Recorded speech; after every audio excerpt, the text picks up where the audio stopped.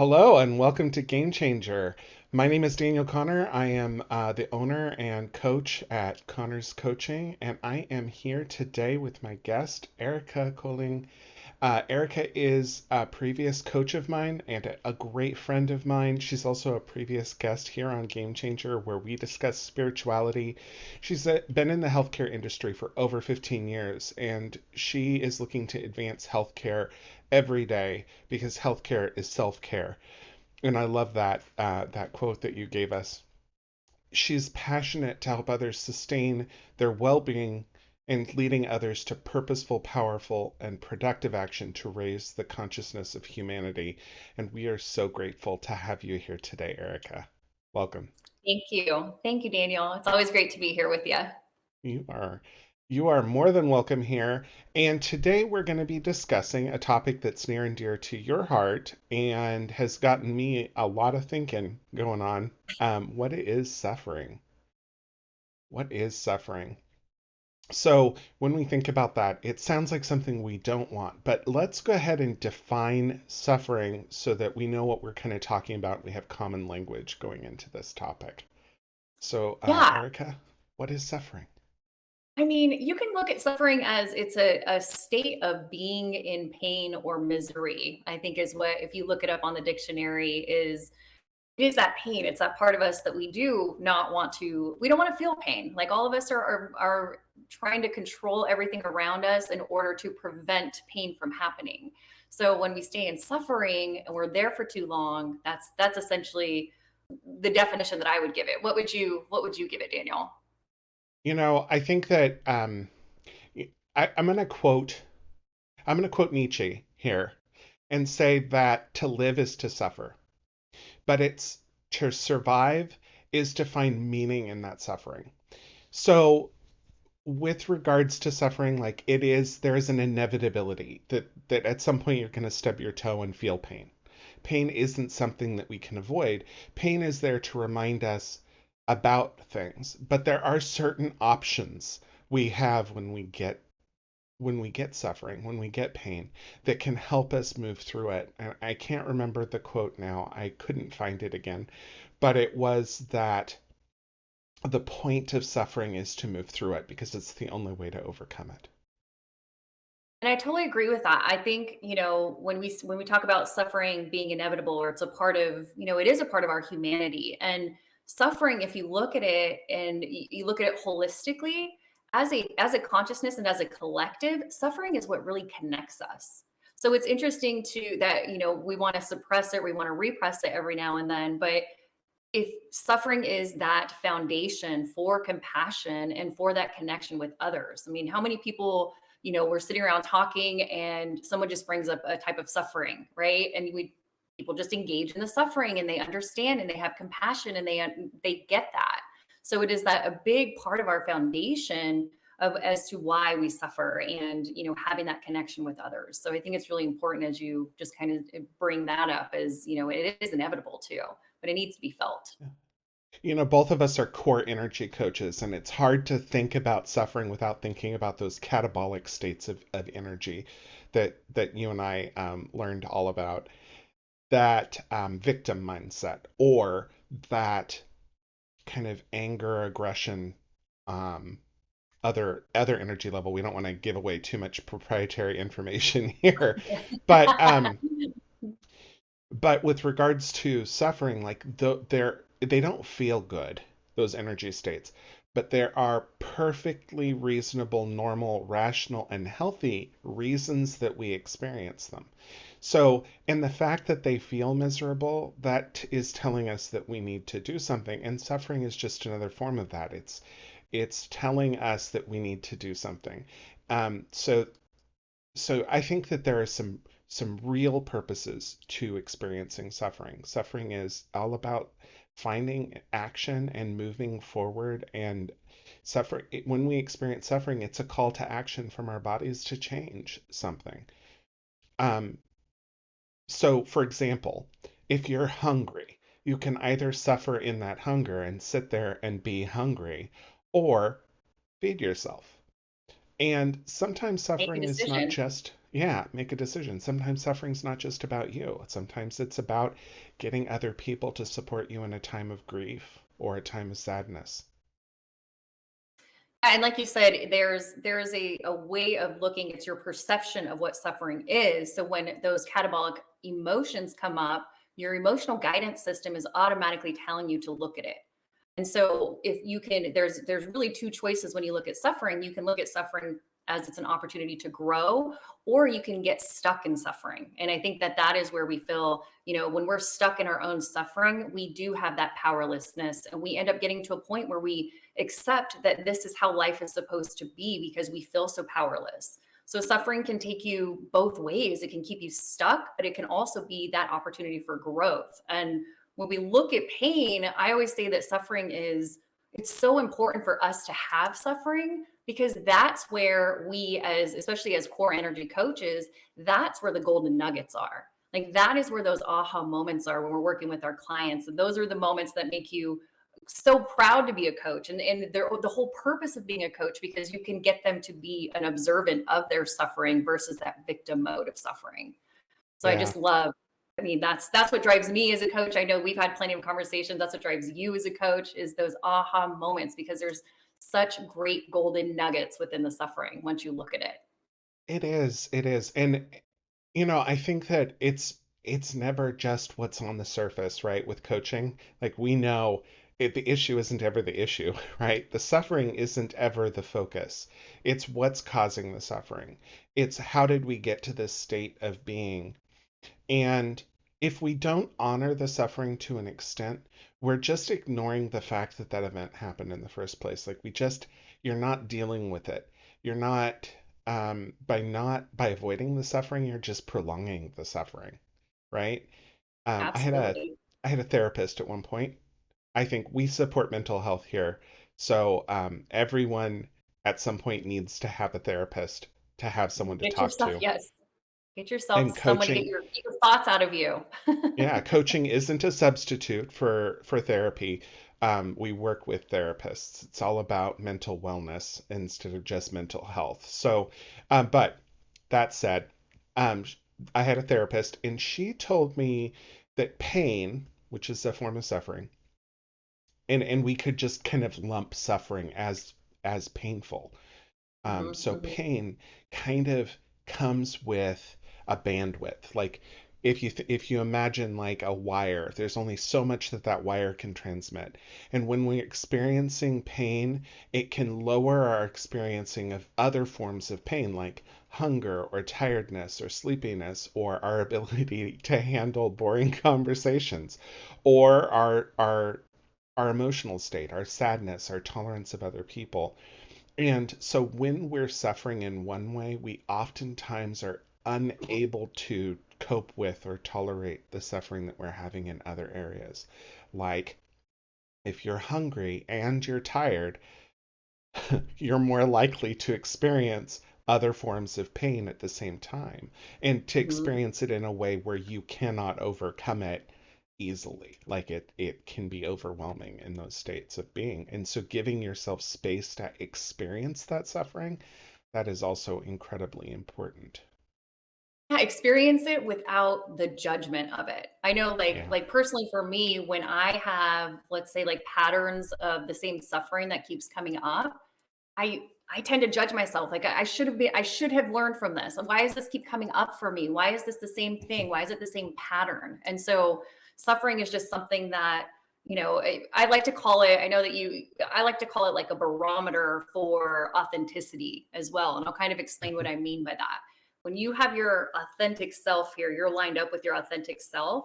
Suffering is essentially what we do when we separate ourselves from our authentic part of who we are. And so our consciousness has to feel some kind of discomfort and pain when we are separating ourselves. And so if we stay comfortable here in the discomfort and we stay there for a while, we're going to start becoming miserable. We're going to start accepting that as our reality. So whenever Yeah. we, especially as core energy coaches, when we start bringing those awarenesses to your suffering, what we're doing is really just aligning you back to your true self, which is that comfortable peacefulness and wonderfulness and your true authentic self of compassion, that compassionate person and joy and love and kindness. So separation of this is really just your consciousness having that barometer of saying, oh, okay, I'm not being myself. This is not something that's true to me. And I'm just separating myself from who I truly am. And so I always like to call that the barometer of authenticity, because you have to feel discomfort. That's your emotional body telling you, it's telling you something's not aligned, something's not aligned, something's not balanced in your body. And I think, being in healthcare for so long, if you look at even our healthcare and chronic disease, all the chronic disease in our body is because it's just that constant stress. We weren't made to just live in that catabolic energy for our whole lives and be comfortable with that and be okay with that. It's Mm-mm. really aligning ourselves back. And if you look at healthcare costs, or even the leading cause of death is chronic disease in all of us, because we don't know what to do with the suffering. We feel like we have to just stay the victim to it. And that's bad. I mean, that's not good for our health. That's not good for our healthcare Mm-mm. system. So No. that's the whole point of self-care, is that new healthcare is really turning into that. And I totally agree with what everything you said, and it made me it kind of reminded me that suffering is contagious as well. That when one person is suffering, it oftentimes leads to another person suffering, and that can come out as, if you're two friends hanging out and one of you stubs your toe, maybe you start getting a little bit terse with the other person, and then they're suffering because you're suffering. The fact of the nature is that we can't avoid our own suffering, but we also can't avoid the suffering of other people around us. And the more that we try to avoid it, the more we're prolonging that pain and the more we're not dealing with it. And the more that we're just tolerating and accepting it in the future, which again, it's an inevitability that we're going to have suffering at some point in our lives, but it's not something that we should just go diving into head on. One of the reasons we accept suffering is so that we remember not to do that again. Yeah, Right? there is a purpose. Yes, there's so many purposes for Yeah. being observant of your suffering. So yeah, Yeah, I totally agree with that. and to weave this in with our last topic, because our last topic we talked with Jen Romano, Romanowitz. Oh my gosh, I can't say her That name. is a She hard gave last me a name. pass. She gave me a pass because it took her a while when she got married to get it. But she was an IPEC trainer, and so we talked a lot about energy and consciousness, and one of the things that a lot of people forget is that sadness and grief and anger and misery, they all have a purpose. They don't feel good, but we don't want to just avoid them, because all we're doing then is prolonging the inevitable, right? When we experience them, there are steps you can take to move through that experience. And we're going to talk about some of that stuff later, spoilers. Spoiler. um, but avoiding them, avoiding negativity, avoiding pain, that is toxic behavior that I think that will create more suffering in the long run, unnecessary suffering I in the long run. totally, yes, yes, you were totally spot on with that, because a lot of us do want to pick that feeling of always, of course we would always want to feel good. We'd always want to feel happy. We always are striving to pick a better thought, right? But realistically, it's all part of the balance. You don't When you go into your suffering, it's like you don't know what light is until you experience the darkness. So it's important to be in the darkness, in that darker, your heavier frequencies, I guess is what we'd call it, or your lower energies. They're so important. They're so purposeful, because you really get to create based on what you don't like in life. So you're really just putting a rocket of desire out there of like, okay, I experienced this, it didn't feel good. How can I shift that? What would be a good way to be able to shift that? And again, as core energy coaches, that's what we do, is we help you look at that, and then we help you shift the energy into something that you prefer, a way that you prefer to see it. So, and again, that's the golden nugget. Like that is, I think we also say, Daniel, follow the energy, right? That's been a lot of our certification. When you're working Hmm. with the client, you can literally sense their energy when part of their suffering starts coming up, and you can totally see them use their defense mechanisms to defend themselves, or to blame other people, or whatever it is that they do not to look at that suffering. But that's where again getting help from other people as far as your the mental health, whether it's therapy, whether it's coaching, whatever your modality is. It's, I mean, the suffering and that's a personal part of who you are. So it's an exciting part whenever you think of suffering. So we don't always want to stay in happiness because this is beneficial to have that balance of the two. So yeah, I just want to add on to that because I think that's a very important part of staying. Those dense energies are important to stay in. They are. They are, and they're important to accept and to, again, to your point earlier, not judge when you're experiencing them. That doesn't make you less of a human. And oftentimes we just try to avoid the things that actually make us human.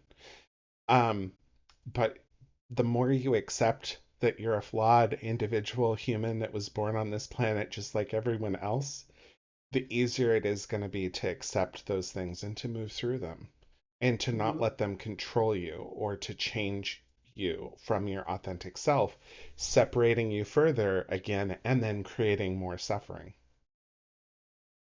And staying in the suffering as a Yeah. victim. That's really whenever you start going downhill mostly, and when people start, really starting to experience death at a certain point is because they're not maintaining the balance in their body. They're not maintaining that equilibrium. They are staying in that state of suffering for days, for weeks, for months. Some people stay in it for lifetimes. They don't even know how to get out of it. They don't know how to shift that energy into something different and find that growth opportunity.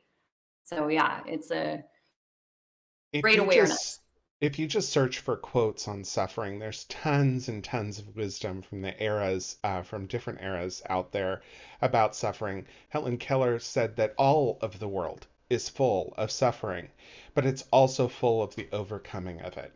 And I think that also reminds us that we're human, that we can overcome those sufferings. And it reminds me a little bit about this idea. If everything were bright white light, we wouldn't be able to see anything because it requires us to see the shadows, for that light to reflect in different patterns, for different bandwidths of that light to be stuck shining on an object, but other bandwidths to come back at us in order for us to see color and definition and distinction between them. Suffering is like that. We experience suffering in some ways so that we can know what joy actually looks like and what not suffering looks like. We can't just experience a world where we don't suffer because we wouldn't know what that world looked like without suffering. So, one of the things while we were preparing for our show that we talked about um, was attachments and how they kind of contribute to, or maybe in some ways even define, suffering. So, what I think it would be really helpful for us to hear you tell us what attachments are and how they contribute to suffering. Yeah, so when we look at attachments and when attachments is when you latch onto something, right? So as we go through our journeys and our experiences in this human form, we are consistently attaching from things and detaching from things. So attachment is that part where, everything is in a constant state of change and motion at all times. And so when we get into that stage where we want to attach ourselves to something, a lot of times those attachments are those desires that we want. It's that next, the amount of money. You can have attachments to people, you can have attachments, and it's really believing that this attachment, let's say materialism, right, that this attachment that I've created this now emotional bond with is something that I refuse to let go of, because if I don't have it, then I'm not going to feel happy, or I'm not going to find that happiness. And it's attachments are really all the thoughts that you're thinking and stories that you believe to be true about your current reality. So we're attached to everything. I mean, there's so many attachments, and the idea of letting go is so fearful for everyone, because and it's hard. I mean, I've let go of things, but it's taken me a long time to really unattach from it or to detach from it, because of the fear of having lack of something. It's like really that lack mentality, that if I don't have all these attachments, then I don't know who I am. I don't know what this is. I don't know what happiness is when it gets to that point. So attachments is really latching on to things. What would you say for attachments, Daniel? Well, I totally agree with everything that you said. And for me, I just couldn't help but imagine your toddler because you have an adorable little boy. And probably you found yourself in the toy aisle and him developing an attachment to something that just wasn't in his interest to get, but it created misery, it created suffering for him that he wanted that. And we've all had that experience at some point in our life where we saw something and we wanted it. I was thinking about this the other day. I had a friend that wanted a PlayStation 5 and just couldn't get that PlayStation 5 and just got so miserable because that it wasn't available because of supply shortages or whatever is going on as things outside of his control. And so it's one thing to experience that suffering, it's a completely different thing to be aware of what's causing it. And so, yes, those attachments, those are so important. It comes down to me to expectation, which is one of those forms of attachment, right? It's an expected outcome to a series of events that can be so miserable and create so much suffering, especially in relationships with other people, because we have these unspoken, unreasonable expectations of how other people behave. And as soon as they break that, it creates suffering for us. Yeah, it breaks suffering, it breaks trust, it breaks connection altogether. And that expectation of that outcome, if it doesn't show up that way, because we are so used to being in control of our lives and making sure that we refrain from pain, refrain from any of the bad things from happening. So we feel like we have this certain control. And so, like you said, I mean, that really separates us from one another when we have expectations that are either not communicated, which we can call those, when they are communicated, we can call those boundaries, or just being able to say it out loud to someone that you're having a relationship with. Yeah, expectations of people living up to a certain standard, maybe standards that your parents or society programmed inside of you that you don't even have an idea that they're there, but for some reason people aren't living up to your standards. And so there's a lot of judgment or a lot of level two energy where people are just, you essentially disengage from people because they Yeah, don't live up to your expectations of what you yeah. you have for your core beliefs, your core principles that you live by. That real sense that someone is less than you or that they deserve less than you because they've broken some sort of trust or they're not worthy of that trust. Yeah, totally agree. We've talked about this a lot. As my coach, you've heard me talk about this a lot, but We I all create have them. truisms. Right. I create truisms for myself that really helps me remember certain life lessons. And one of my truisms that kind of fits in this area here is that the only time I ever get upset with another person is when I have an expectation that was unreasonable or I failed to communicate it effectively.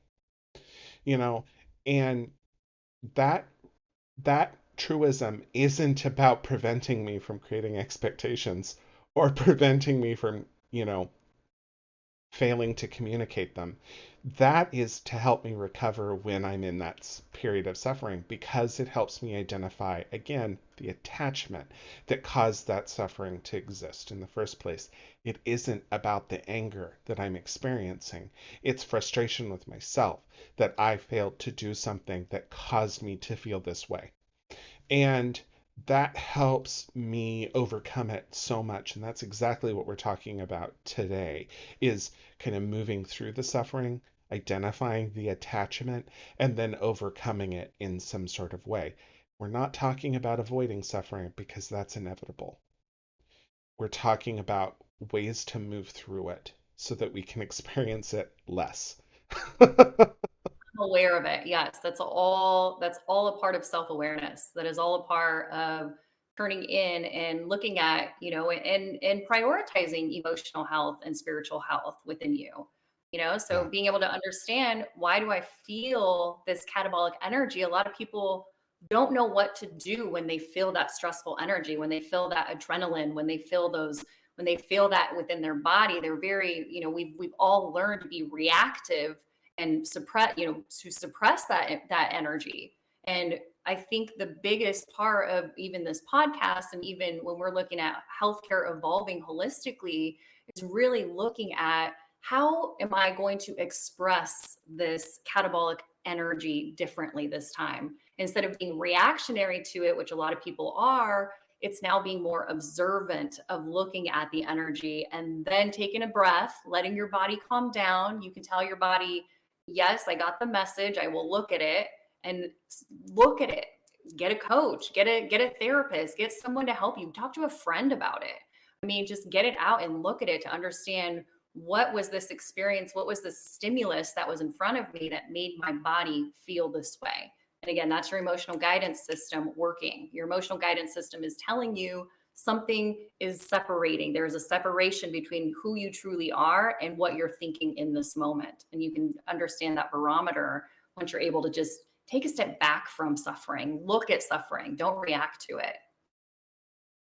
Yeah. So where do you, I mean, let's look at attachments in general because they really are the kind of root, if you will, of what's causing suffering. So it's the causality of suffering. And so what are some types of attachments beyond just the expectations that we have of other people? What are some other types of attachments that we create? I mean, I would say any type of attachments that we create are those beliefs that we have. So whether they're conscious or subconscious, we all believe that we identify in completely different ways. And a lot of the subconscious programming, I guess, that you can say that we have from parents, society, culture, you name it. We observed it as being kids, and now we believe that we have these attachments to life, whether it's those sayings of work hard, play hard, or work, whatever those sayings are that we say, those stories that we have created and that we actually believe to be true. So I would say Yeah, limiting beliefs are attachments. We have assumptions that we have attachments to that we believe this is one always this way or always that way. So really looking at the black and white in life, you can have attachments. I mean, really it is when you go out of your core values as a human, you're going to get catabolic energy. You're going to feel catabolic energy because it's going away from who you truly believe that you are, who you truly your authentic self. So, I mean, there we can be attached to people. Codependency is a form of attachment. We can be attached to food, we can be attached to sex, money, you name it. We all have, I mean, it's really just going in, turning in, and just cutting those attachments one by one and really getting to understand yourself more, understand why you had those attachments. Where did you learn those attachments? How does the attachment make you feel when you think about it?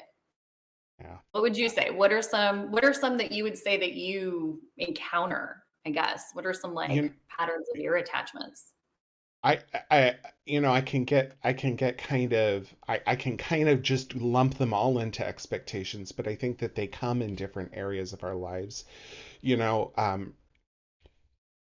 from material goods to types of food that we like to the way that we prefer people to talk to us or the way that we think about ourselves even when we're not fully even aware or conscious of who that person is, that can create attachments that are types of attachments that can create misery, you know.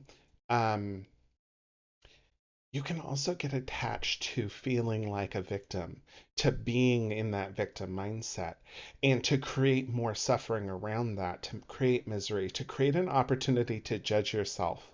And I experience that a lot as someone who suffers from chronic pain. Like, it's one thing to have that chronic pain, it's another thing to have an identity somewhere inside of me that I wish I wasn't that person that had that chronic pain, which causes more suffering.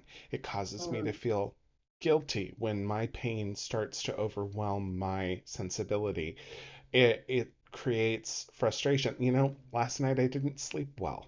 I'm a little frustrated today with myself that I didn't go to bed and I didn't take care of my sleep habits and sleep patterns so that I was at my best today for this show. But that extra suffering isn't necessary on top of the suffering I'm already experiencing because I can't go back and change it. We're oftentimes attached to the past as if it was something that we could do anything about. And letting that go is another form of just detaching from the things that are causing you pain. I'm Yeah, and not if you think suggesting, about yeah. Just to, no, go for real quick, I want to just say that there are traumatic events in our lives that are incredibly difficult to detach. And by saying that, I'm not just sweeping those things under it. the Mhm. rug. It's very important to find a qualified counselor or therapist to help you work through those kinds of trauma in your life. But to the extent that you are at the point where you're ready to give it up, the first thing is to really analyze what it is doing for you and where the suffering is created. Mhm, mhm, and how do we appreciate? How do you appreciate the suffering that you've had? Because if you go back and look at any of the suffering that you've had, think about the growth that you had because of that experience. Yeah. Whether it was a death or the loss of a loved one, or whether it was, a cancer, whether it was a disease, whatever it was, whether it was a breakup.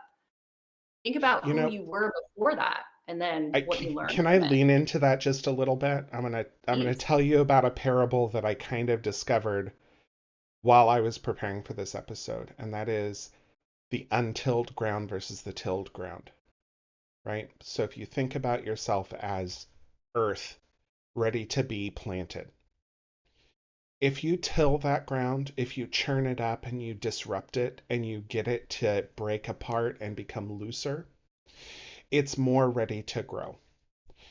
If, on the other hand, you have a field just filled with grass that's been sitting there kind of just growing for a long period of time and you try to scatter those same seeds, you'll probably still see some things grow, but not as much as if you had bothered to till the soil first.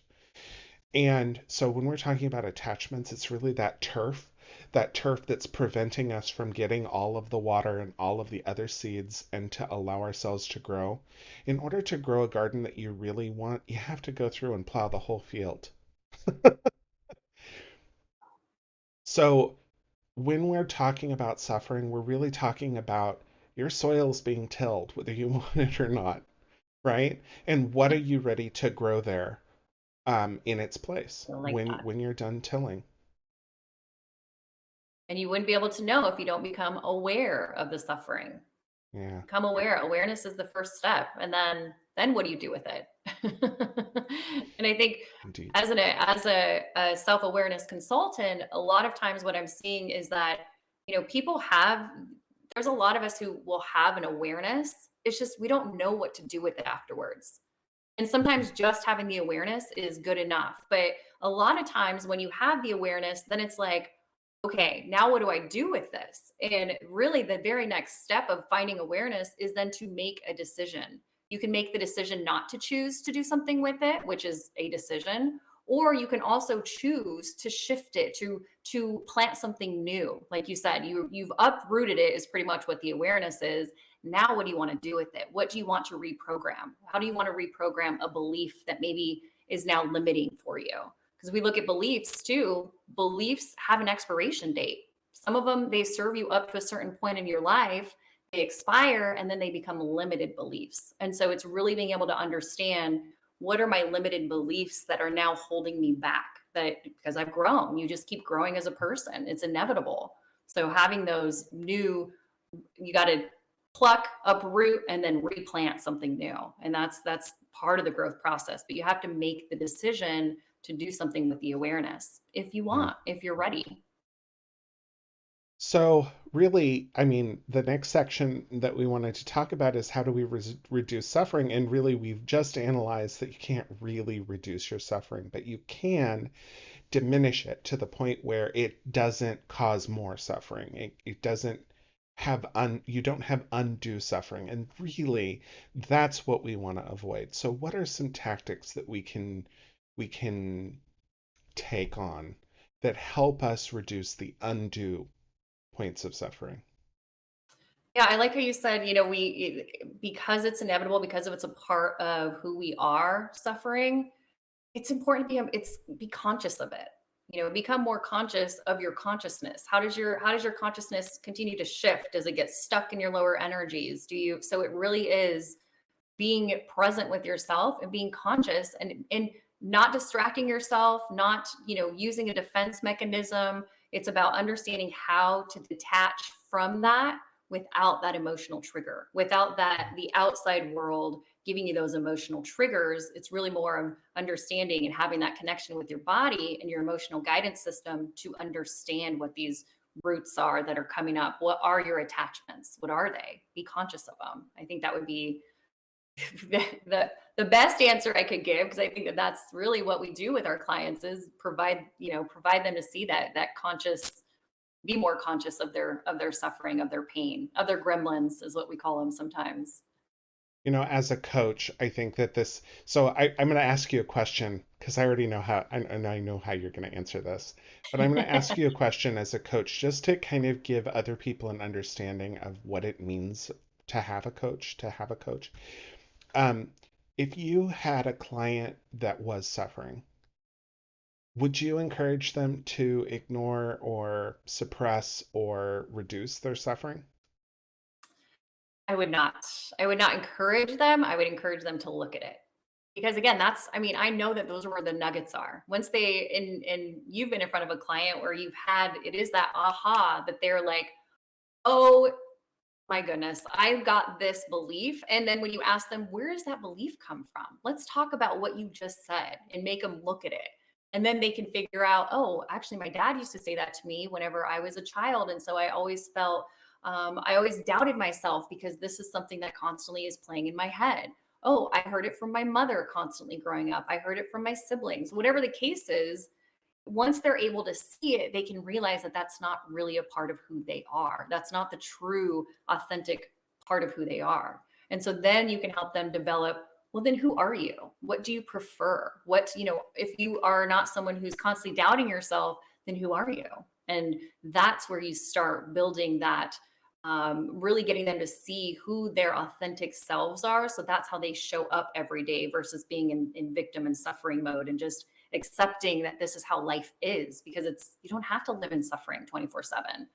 Just dip into it, learn your lesson, move on through. And I know it's not It, that easy as I say that, but well, and it reminds me of the quote or the kind of the adage that we hear oftentimes that pain is inevitable, but suffering is optional.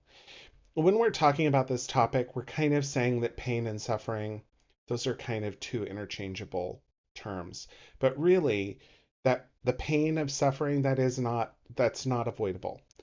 But what is avoidable is the increase, the holding on to that suffering that's causing you prolonged pain. It's that undue suffering that we're talking about. So, to add on to what you're saying as a coach, I would never push someone to prolong their pain by ignoring what is causing the suffering in the first place. And at the same time, my job as a coach isn't to relieve pain. My job as a coach is to help someone identify the amount of pain that they're wanting to accept in their lives and what they want to do with the pain that they do accept into their lives. oh yeah. Yeah, well said. I like the way you said that. Yeah.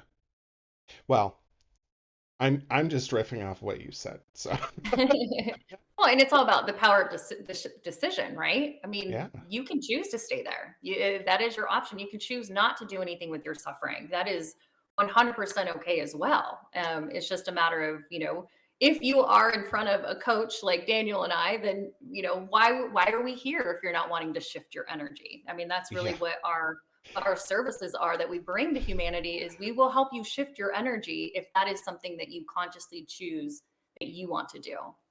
When you're a coach, you probably, I'm sure, Erica, that your inbox is flooded with emails from helpful people wanting to sell you on their marketing platforms so that you can sell your services to tons and tons of people. And I wrote an email earlier today to one of those people who was honest. I mean, it was legitimately a face to face. It wasn't just a robot email, which is refreshing, first of all. Yeah. Thank you Yeah, that's for still taking the still time work. to actually reach out to me. But my response to them was, I'm not looking to sell my services because there's a point in which, to be an effective coach, my client has to be willingly seeking me out to make a drastic change in their life. If the client isn't willing to put in that work to find a coach, they're not ready for a coach. So if that sounds like you, there are some real quick ways to get ready for a coach.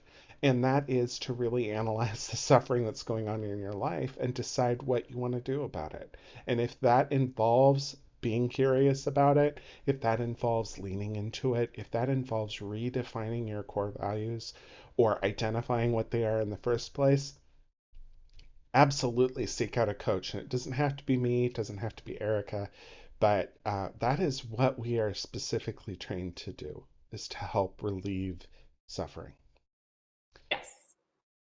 not by getting rid of it, but by actually processing it. Shifting it to something more powerful. It doesn't have Yeah. to be powerless.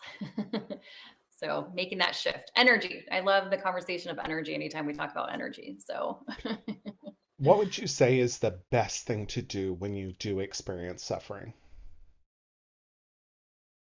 the best thing to do is to breathe through it, I would say, because it comes up. So like for me, uh, when my body's communicating to me, my first thing to do that's exactly what I do is I breathe through it.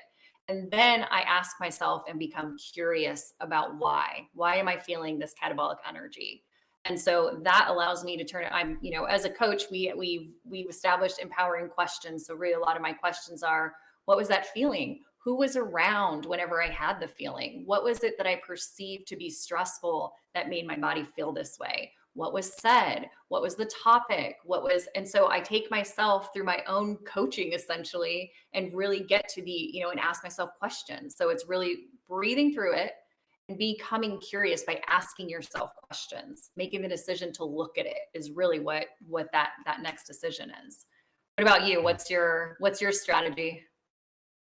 Well,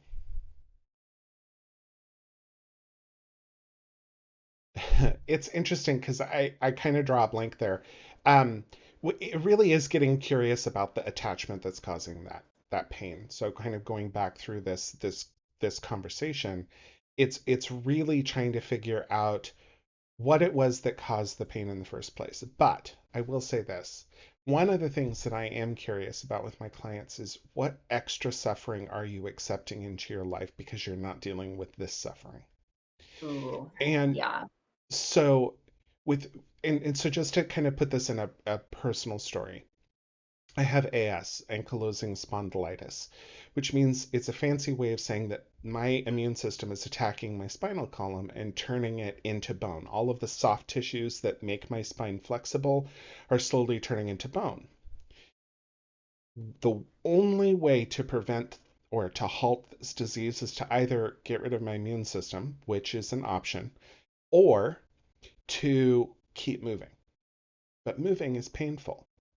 If I don't move today, if I don't accept 1% extra pain on top of what I'm already experiencing, tomorrow I will have 120% more pain because less of my body is able to move. Less of my spine is capable of flexing and bending. And I've gotten to this stage in my life by accepting or by avoiding that 1% of extra pain so that I had was guaranteed to have 100% more pain now. And so I'm consciously, constantly aware of the need to keep moving in order to keep breathing and to keep moving forward and to be able to walk in the long run. Mhm. But it is very difficult to accept suffering in your life and to proactively force extra of it onto yourself. But there's a difference in the level of suffering that I'm experiencing. Had I accepted that 1% of pain, my pain levels would be here. Right now, they're up here because I didn't accept that low level of pain.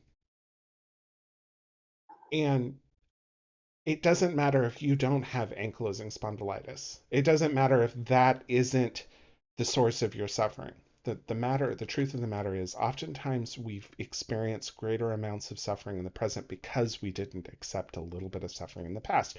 So if you look at relationships, for example, someone said something, it was kind of a microaggression that bothered you. You didn't want to deal with that conflict at the time, which means that you're going to have 100% more suffering in the future because that's going to come up again, and now you've lost your opportunity to deal with it.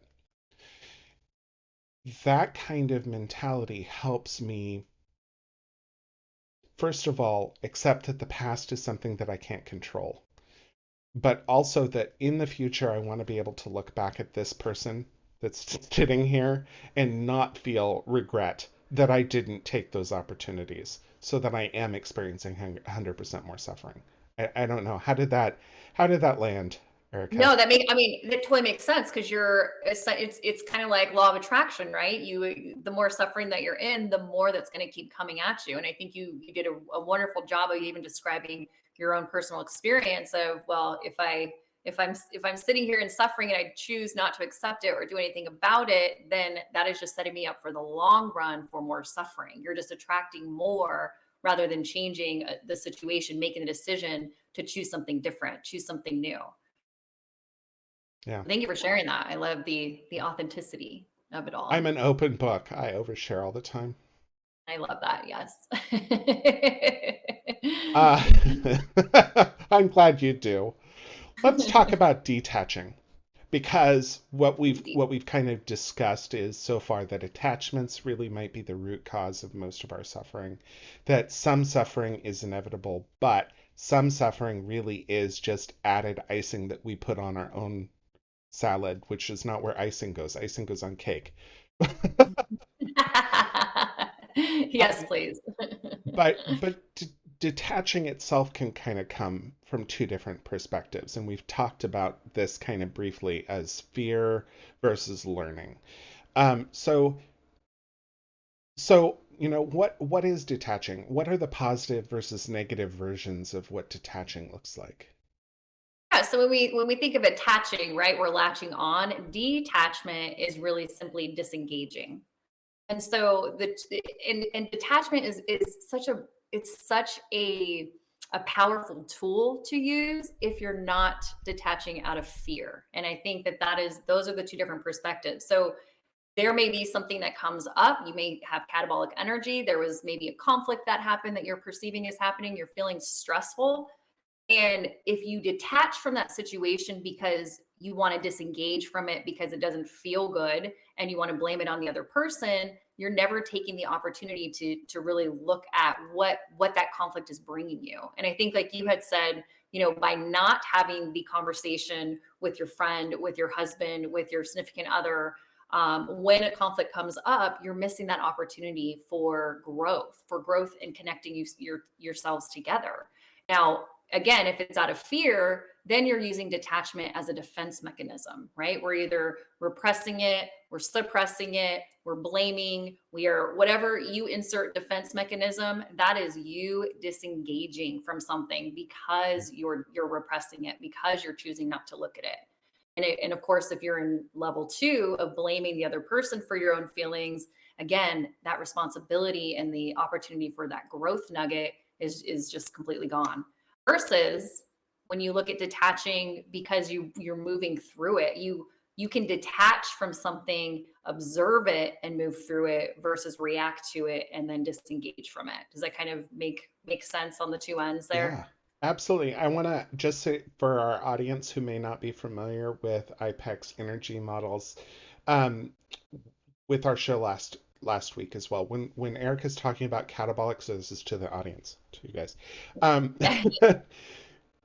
when Erica's talking about catabolic energy or she's talking about level two, she's talking about a way of looking at your attitude or your measurement of the emotions that are coming on and how you're interacting with the world around you and the lenses with which you're looking at the world. Catabolic is a term that's used a lot by IPAC to describe two, really two specific states, although there's really kind of a third state in there. The first one is the victim mode, that helplessness, hopelessness, and kind of stuck in one spot. And then the second one would be anger, frustration, resentment, conflict, where you have to kind of fight for what you want. The third one is kind of an in between level, and that is kind of tolerance or acceptance of things that are less than ideal, but just to get by, to move forward. And that one's kind of a mixed bag.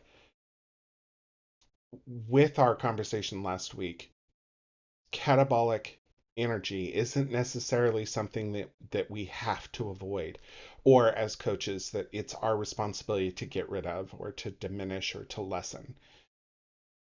Our point is to create consciousness around them so that you can decide whether or not that energy suits you in this moment. Because if you have a sprained ankle, there is a certain amount of level one energy that's appropriate, that hopelessness, that catabolic energy, because you have to be able to accept the help from the medical professionals to get you a splint, to get you some help. And you can't really do that if you're ignoring the issue or tolerating it. You're just going to create it and make it worse in the long run. Does that make sense? Yeah, thank you for making that a Yeah, foundation I too. just Sometimes I just talk about energy and I forget that. yeah, well, and that's perfectly fine. I'm just here to provide a little extra translation. Energetic self-perception chart. Yes, the glory of energy. Well, so how is detaching out of fear? Because we kind of talked about fear versus education. How is detaching out of fear different than detaching out of going into or leaning into that suffering? Does that make sense as a question? Yeah, I want when to get you you started on this topic. You're gonna I have to. know. I love this topic. I just did my last podcast on attachment detachment. So I know. go check it out, my website. Yeah. So when you are detaching out of fear, again, it's could be subconscious, but it also could be conscious. So if you are consciously choosing to disengage and not look at it, then you are suppressing it. If you are subconsciously, when the emotion comes up and you've just been taught to subconsciously repress it, then that's an awareness that you just don't have. So, but if you are doing it because it's a defense mechanism, because you don't want to have that conversation after you had a conflict, or you don't want to approach a situation, if you're someone who just sweeps those problems under the rug, that is you disengaging and detaching from scenarios in your life that you could grow from, but you choose not to. It's that conscious decision of choosing not to look at it out of fear, because you don't want to look at the suffering, out of fear because maybe you've learned from your parents, like it's not okay to cry, it's not okay to have those emotions, and so we're constantly disengaging out of fear, disengaging because we don't want to look at it. So I think that is, I mean, again, defense mechanisms all over the place, to disengage. And some people need to do that. Some people will disengage because they want to just continuously feel happy all the time. And so this comes up as an opportunity in life to look at. Nope, I choose to be happy. I choose to sweep it under the rug. And it works up to a certain point in time until it doesn't work. And so when you get tired of being sick and tired of suffering, that's whenever you're ready to look at it. That's when you're, so again, don't judge yourself if you do suppress it or if you learn to repress it. It's all a matter of how we all individually handle these things. And that is the biggest part, is self-awareness of what are you doing with this energy that's coming up for you? Are you afraid of it? Do you not want to have pain, or are you trying to prevent it from happening? Or do you see the opportunity in your emotional guidance system communicating, giving you a message to, hey, turn in, look at this, look at this. There is an attachment here that is not working for you. There is a belief that you're having that is separating you from your true self. And so that again is just understanding the whole tools that you have. We have these tools within our system, within our own bodies. So it's learning how to use them for your benefit to grow. Yeah, so wise. I have no follow-ups, no notes. I love this topic. This is like one of my favorites. I figured it was an important one to kind of bring into this discussion. And if you're going to tune in, later during this live broadcast, or if you're tuning in just now, we're talking about what is suffering. We're going to take a quick, like, 5 minute break, and we'll come back. But we would love to have you on board here. I have an attachment to this outcome. I'm just going to be, I'm just, Uh-oh, here we completely go. aware of this. I would love to have someone at some point sign up to our Discord specifically so they can hop on a live call like this, join Erica and I in this room, and get some live coaching if you want to. It's going to take a brave act from a brave individual, and that's understandable. But I'm detaching at the same time because if you don't want to do that, that's okay. That's also a valid choice. Either way, we're gonna come back after a 5 minute break here, and if you'd like to join us for that, there's information below in the Twitch channel, below the broadcast in the section in the abouts. There should be some like about sections down there, including live coaching and Discord.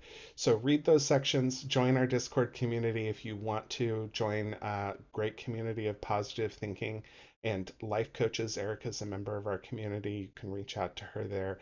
Um, Either way, I will see you back in about 5 minutes. Take care.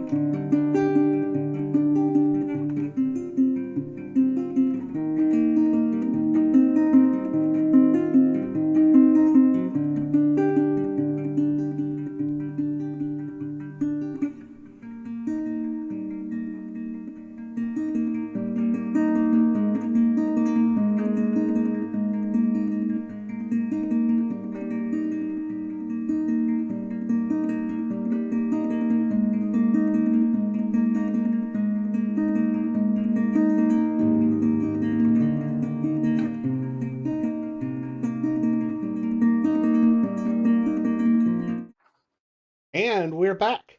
We, for a second there, my brain was suffering. We're back talking about what is suffering. And with me here is the wonderful Erica Koelling, who has been a coach of mine in the past. She's also a good friend of mine, and she is a tremendous coach. Erica, we're going to kind of switch topics because what we've been talking about this morning is really defining where suffering comes from and what it's caused by. So that kind of gives us some inkling as to moving forward into talking about what to do about it. And so right now, you mentioned earlier talking about patterns causing suffering. So real quick, let's define what that looks like to move into our next topic, which is kind of to overcome some of those patterns. Yeah, so So pattern, I would yeah, say, when I talk with clients, one of the things that when they have catabolic energy, one of the things that I ask them every single time is, what is the pattern that you're seeing? Like, what is, the past 4 or 5 conflicts, or the past, what is your pattern that you have? And the patterns are really, I look at patterns as, or I can say this, like, your mess is your message. Those are the patterns that keep coming up for you, because this energy that is coming up is so dense, but it's also what makes you authentically you. Like, this is like, it's purposeful to understand what your patterns are, because that is where your opportunities for growth are. So patterns are just something that continues to pop up, whether it's a conflict that you have with the same person, or let's say it's a conflict that you have, it's always the same conflict but with different faces. This is really your pattern of energy that you're wanting to look at. So patterns are super important, because that really is our opportunities for the most amount of growth in the physical form. Does that kind of help explain the yeah, patterns of suffering? There, what are your absolutely. patterns? Or You mentioned limiting beliefs earlier and how those can sometimes be values that were instilled in you and your parents that aren't necessarily your core values, but were values that you latched onto, got attached to, if you will, Mhm. and then brought them forward into your life, and how those might be kind of continually coming up and challenging you and causing extra suffering, while you're not, where there's part of you that is going kind of unreviewed, unexplored. Um, so to me, that's a type of pattern that we could talk about.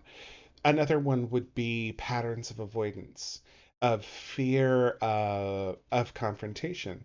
I know that there are a lot of people out there who've taken the Myers-Briggs um, assessment and may have discovered that they're listed as an introvert, as opposed to being an extrovert, and then letting that become a limiting factor on things that are extroverted activities like coming on a talk show, or or starting a talk show, Mhm. um, and accepting those kinds of limiting beliefs can create patterns in the long run that can cause extra suffering, right? That can prolong the suffering rather than proactively dealing with it. And that doesn't mean to say that every extrovert out there should challenge that, or introvert, sorry, should challenge themselves to be a guest on my show. But if that is you and you do want to overcome that pattern, there are ways to do it that don't involve increasing your suffering or accepting undue suffering in your life.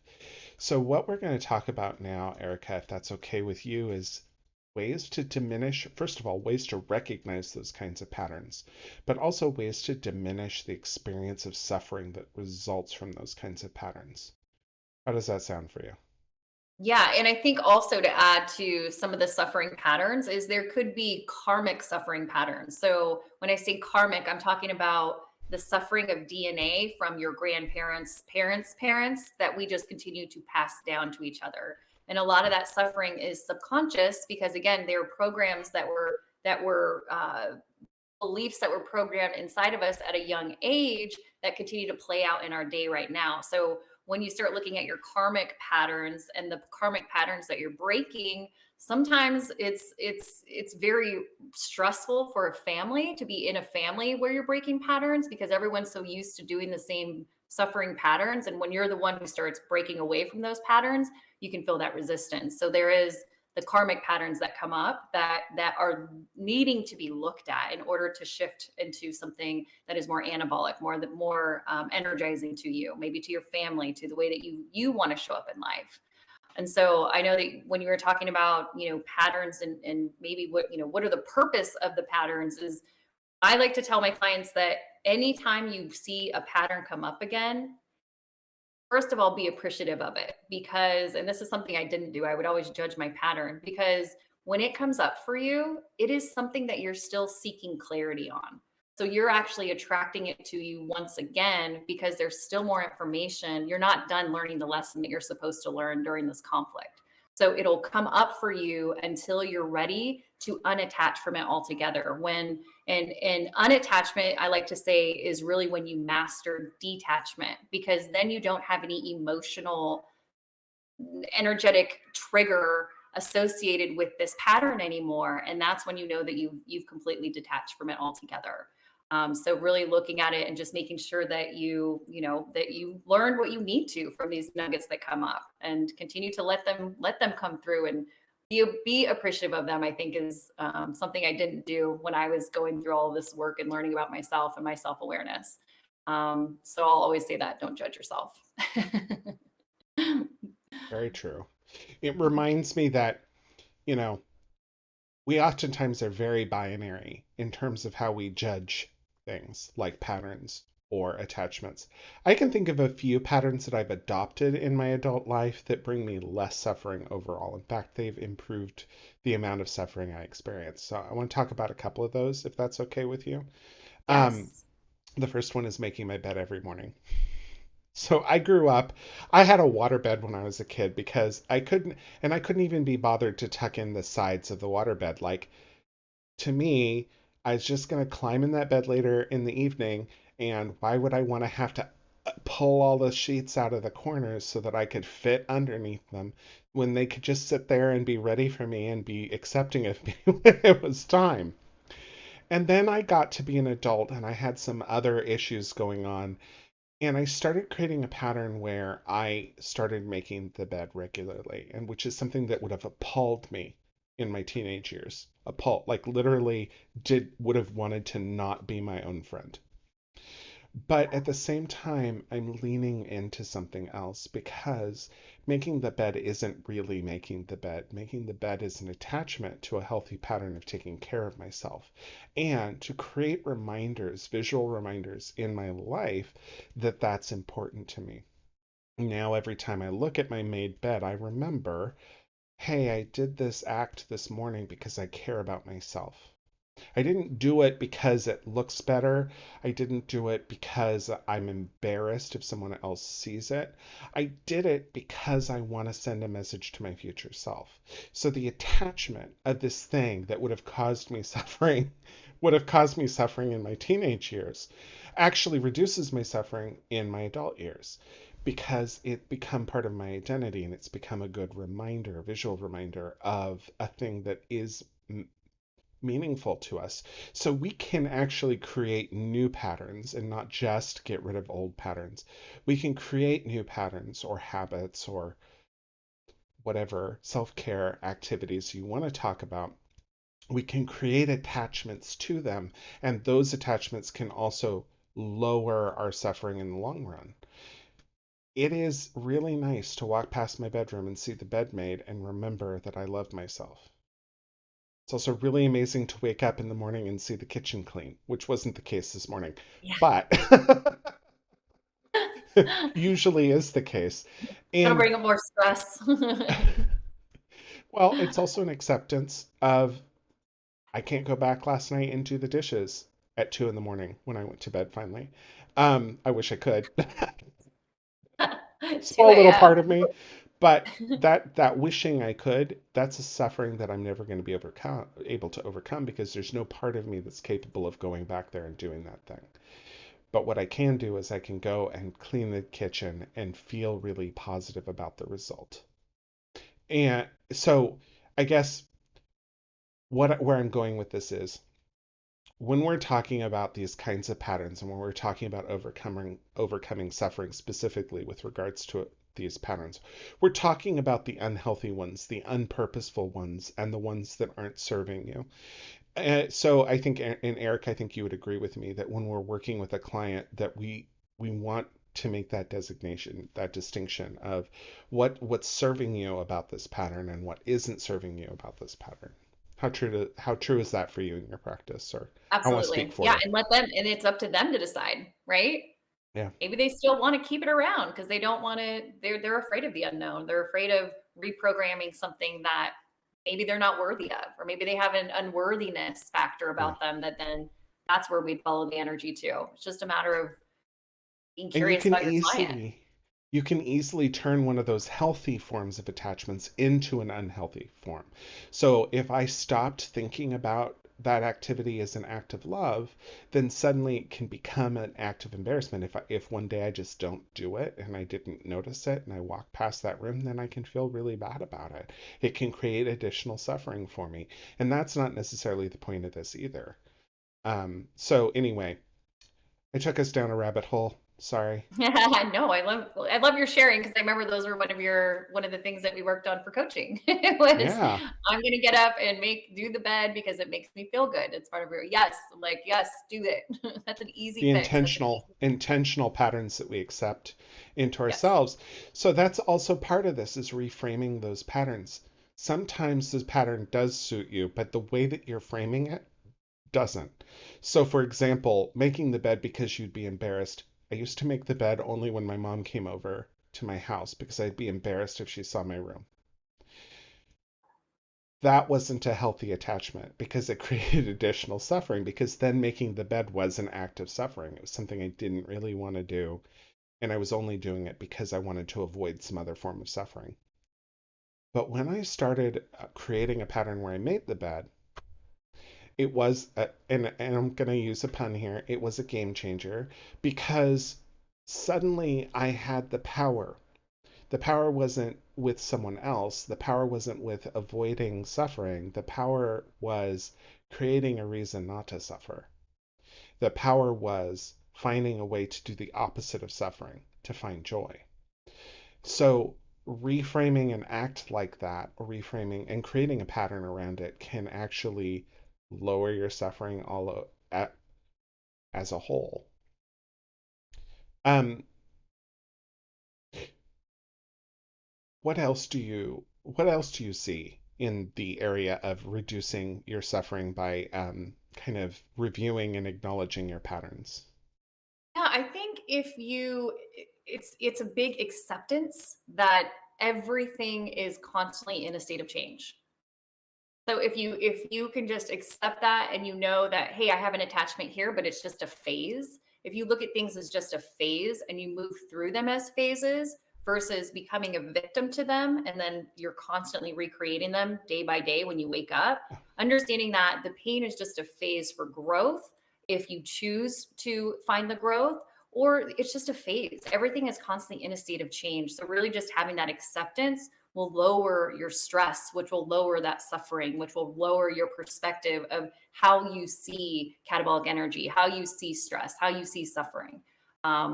Really, it's just the state of change. I think that acceptance is probably the best answer I can pull out for that one. Yeah. What what do you think is the source of creating some of those unhealthy patterns? I would say the source is probably, I mean, I would say they're subconscious because you don't know that they're there. So they're subconscious because it's something again that you've observed and you've taken on as your own identity because you don't know any better. Most people are so comfortable with being told what to do and how to do it. And oftentimes we were raised to be, obedient children where we didn't say no, where we didn't use our own words to set a boundary, or we didn't say, there was always consequences for standing up for yourself. So a lot of times I think that comes from needing someone to tell you who you are, how you feel, what to believe, and becoming that people pleaser. And essentially you just accept that this is how you are treated. This is how the world is. This is, we're just in a state of chaos and this is how it is. And accepting that this is the reality just because maybe everyone else around you is, or maybe everyone else is in a state of suffering. But it's really accepting something that if you think that it's there and you attach yourself to it to fix it or to have it be a constant, then you're going to have resistance because everything just is going to continue to change. So it's really those deep core beliefs that were programmed that you have that you just don't know what they are. They're subconscious, like you said. It reminds me of one of my favorite things to do when I was a trainer, which is to talk about the Johari window. I think that I've mentioned it a couple times on Gamechanger, but just really quickly, Johari stands for Johnson Harrison. They were two scientists who created this concept or this model for talking about self-awareness, really. It's one of the very early pioneers of self-awareness. I think it predates emotional intelligence pretty significantly. And basically what it supposes is a grid, four-paneled window. In one column, you have things that you're aware of. In the other column, you have things that you're not aware of. And in one row, you have things that other people are aware of. In the other row, you have things that other people aren't aware of. What this model proposes is that the more you unbalance that window so that there's less about yourself that you don't know and less about yourself that other people don't know, the more healthy, happy, and fulfilled you feel in life because more of your life is within your control. Instead of controlling you, instead of letting your patterns control you, you control your patterns. You create healthy patterns. You Mm-hmm. redefine them, you re examine them, and you decide what serves you. What I think of with this kind of conversation is instead of having all your panels off in the side part of you where you're not aware of it and they cause you distress and they cause you suffering, moving those over to the part of you that's examined, that you're aware of, and that you accept fully in front of other people means accepting and detaching from the shame and guilt that's associated with it, from detaching from the negative outcomes, and from recreating or reforming those habits or those patterns into that conscious life of yourself that's going to make you feel more fulfilled and more happy in the long run. And I think that that's what we're talking about. How does that sound to you? Yeah, no, I mean, you're totally right. It's the power of choosing something different, not Yeah, accepting that you have to be in a state of suffering all the time. yeah, So, I mean, it is a powerful thing to make a decision about your life instead of being told what to decide and how to decide and then accept yeah, it as a victim. Playing the victim card and accepting yourself as a victim when you suffer is where you get stuck. And I think where a yeah. lot of our clients get stuck as well. It reminds me that the designation for our species today is Homo sapiens sapien. That's not a grammatical error. Sapien means aware. We are man that's aware of being aware. That's why sapien is repeated twice. That ability to be conscious of our own awareness, that is the movement between what we're talking about, between accepting suffering and tolerating it and just continuing on and maybe even creating additional undue suffering in the process, or taking control, being aware, and making a conscious decision about it. It's very meta. I love it. No, that's where we're at though. Yeah, absolutely. We're kind of getting close to the end of our show today. So, um, last call. You have about 5 minutes to sign up for coaching if you'd want to. You need to shoot me a message right now. Otherwise, Erica, let's start kind of paring this down into some touchstones. So, if you took this whole topic, wrapped it into a ball, and just picked out the golden nuggets that someone walked away, if there was just one thing someone was going to walk away with, what would that be?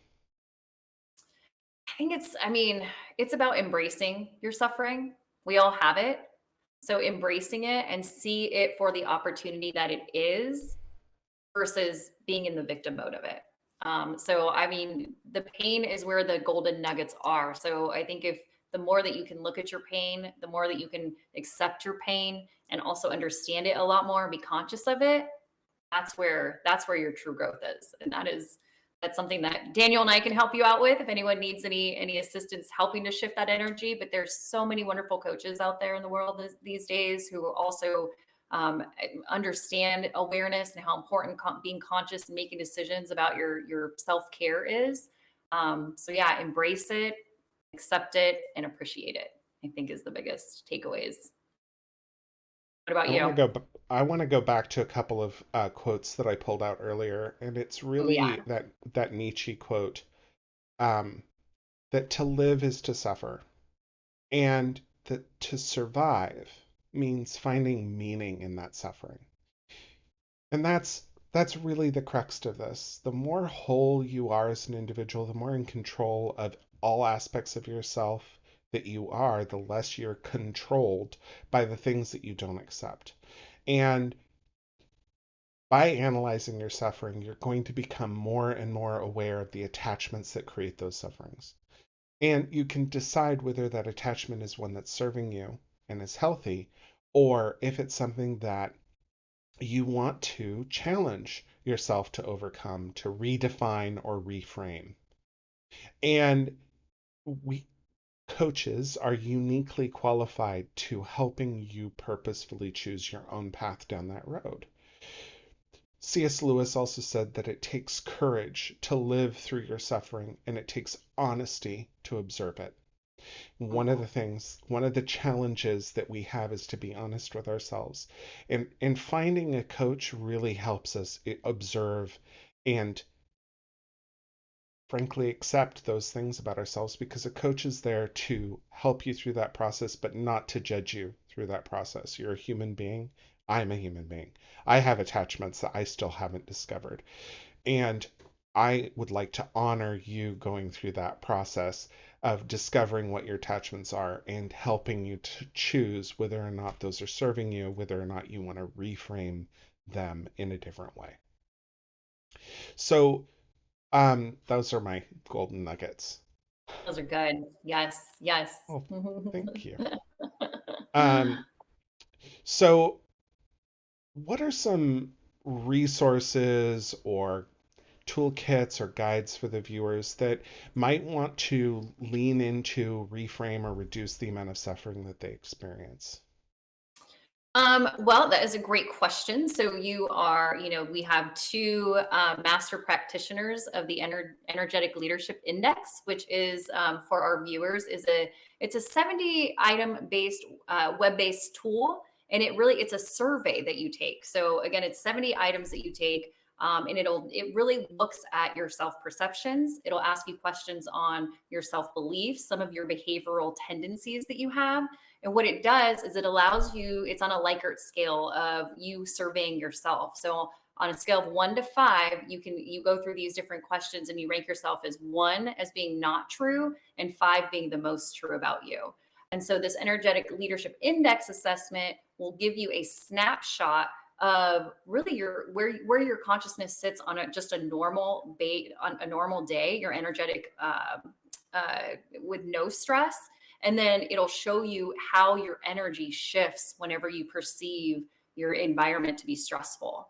And so that is, for me, that is one of the things that I use with clients because it's key to show them how much their energy shifts just by being stressed out or just by being in a state of stress. And then you can talk through the different levels of suffering or the different, like, what are these two levels and be able to identify. But that's bringing really that big self-awareness. It's one of the best tools that I think that we got from being coaches, that I learned so much about myself just taking that and seeing where my energies fluctuate.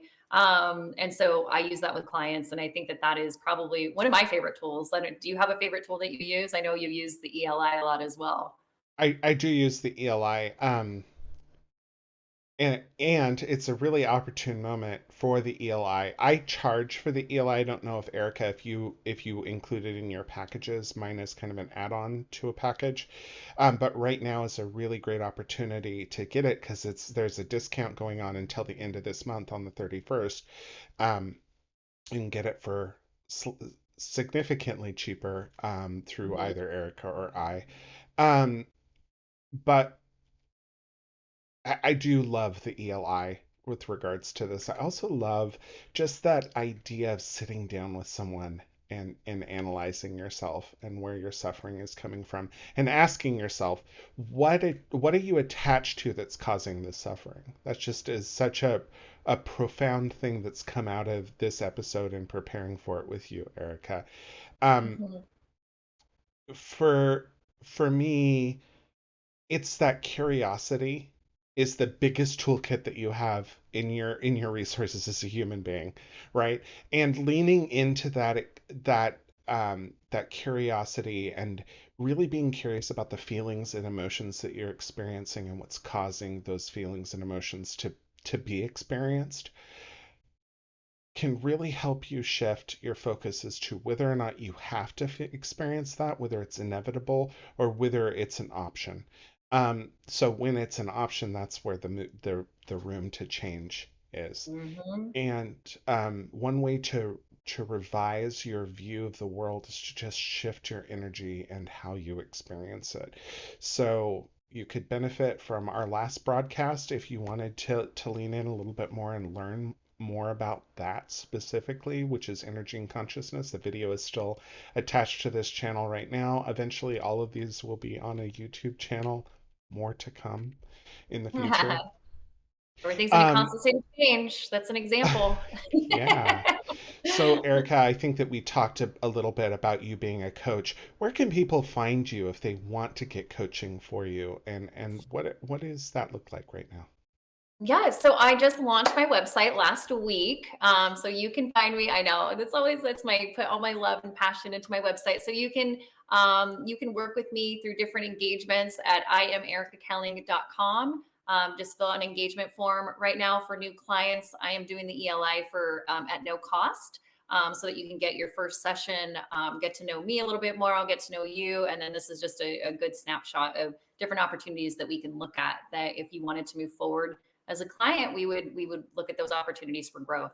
But yeah, my I'm live and loving It's it. awesome. I just posted a link in a website or in the chat in Twitch. My brain just stopped. I'm suffering a little bit right now. Um, And for me, I'd like to work with businesses around this model because I think that there's some undue suffering that businesses experience, especially around cultural engagement or workplace engagement with their workforce.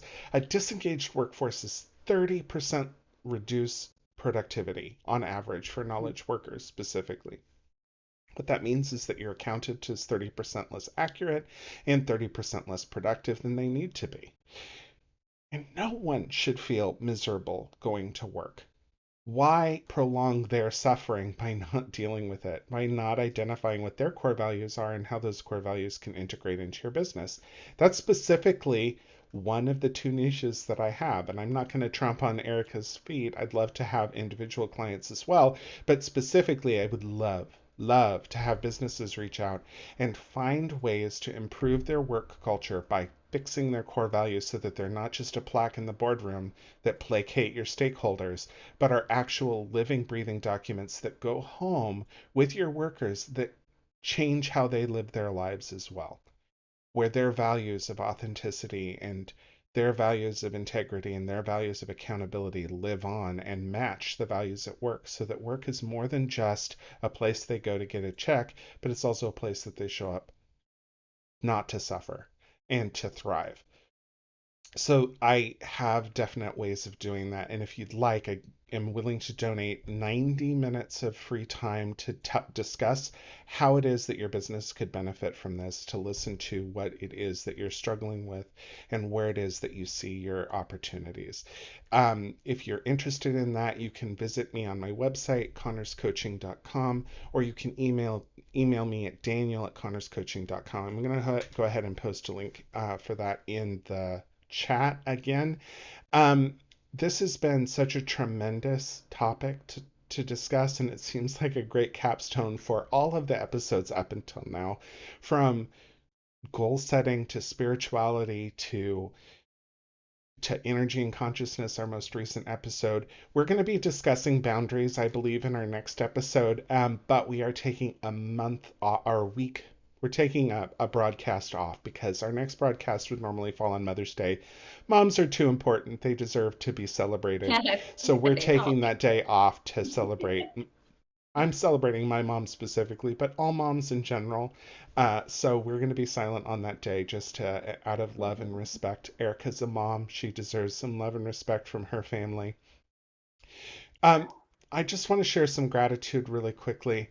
Erica, thank you so much for being part of this show, for sharing your true, authentic self with us and helping us just explore and discover what suffering looks like for us and to think about whether or not that suffering is something that we want to accept in its current form or if we want to grow into it.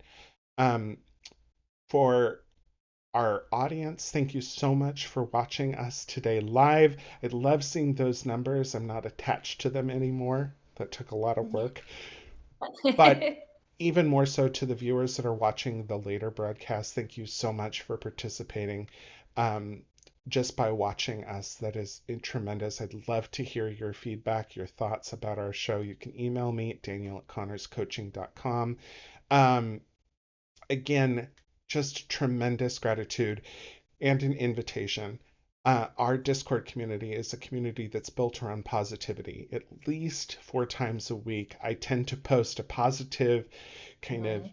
thought provoking meme in there, but it's also a community that's filled with people who are like minded, like Erica, like myself, like my past guests. We're all a member of this community.